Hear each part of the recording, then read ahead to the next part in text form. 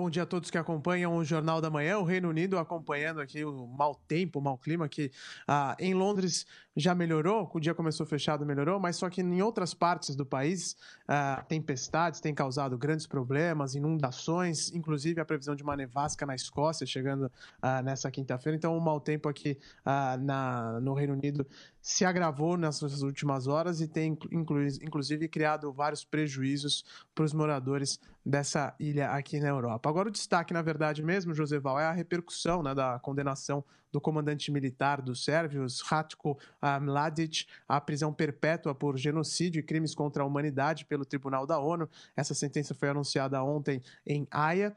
E a Bósnia, que é o palco das atrocidades cometidas durante a década de 1990, segue dividida, mesmo após a conclusão desses julgamentos no tribunal, que foi criado para avaliar os episódios da guerra na antiga Iugoslávia. No geral, o relato das agências internacionais de notícias aqui na Europa indica que os bósnios muçulmanos, grandes vítimas de Mladic, celebraram essa condenação, principalmente pelo alívio de poder encerrar esse capítulo macabro da história do país e também porque Mladic pôde ouvir sua condenação em vida e vai seguir cumprindo essa prisão perpétua. Ele está sofrendo com problemas de saúde, inclusive essa foi uma questão muito debatida pelos advogados dele durante o julgamento, mas ainda assim vai cumprir a prisão perpétua lá na Holanda, está preso e isso é um motivo de alívio para as vítimas dessa tragédia, porque desse genocídio, melhor dizendo, porque o Slobodan Milosevic, que era o líder da Iugoslávia durante os conflitos,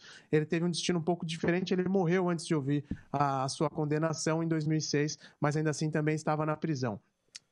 É evidente que a condenação à prisão perpétua do homem que comandou os momentos mais dramáticos do confronto após a queda da Iugoslávia parece muito pouco perto do que ocorreu em Sarajevo e principalmente em Srebrenica, onde cerca de 7 mil homens e meninos muçulmanos foram exterminados nos anos 1990. Então, a duração de todo esse processo também tornou tudo ainda mais doloroso, já que o conflito teve início 25 anos atrás.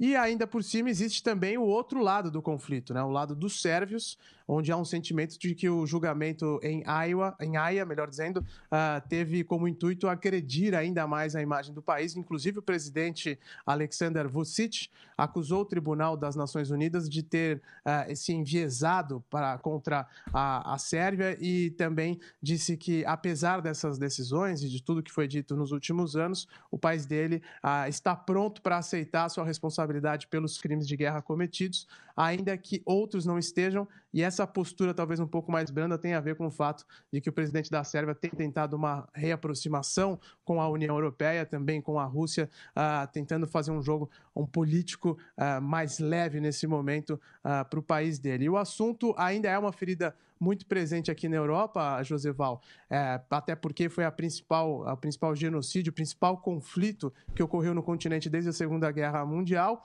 e o que está claro é que essa região específica ainda não sabe muito bem como curar as feridas deixadas por esse conflito que ocorreu nos anos 1990, Joseval. É uma decisão importante do Tribunal Internacional, mas a divisão, né, entre os bósnios e a Sérvia, essa divisão continua. Aliás, continua no mundo a divisão das minorias, das nacionalidades. A Espanha é um exemplo recente, né?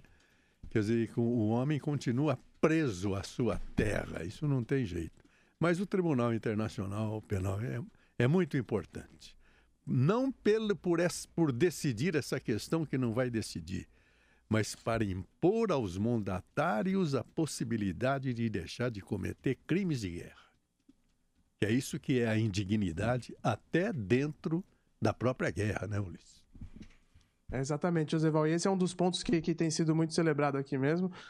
Foi um processo que durou muito tempo, né? Como a gente disse, que principalmente para o lado da Bósnia foi bastante doloroso e até pelo fato de tudo que ocorreu durante esse julgamento, pela morte do Milosevic, mas que enfim termina agora com essa última condenação.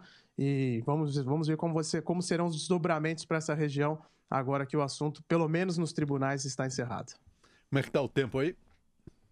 Aqui em Londres melhorou um pouco, viu, Joseval? Mas como eu disse, para o resto do Reino Unido a coisa tá feia, viu? Ventania, chuva forte, muitos alagamentos, inclusive numa região aqui no noroeste da Inglaterra, 70 pessoas tiveram que ser resgatadas de inundações. A coisa não tá boa por aqui. Esse finalzinho de outono, já se preparando para o começo do inverno, tem sido bem duro na Grã-Bretanha. Um abraço, Ulisses. Bom dia, bom trabalho. Um abraço, bom dia a todos.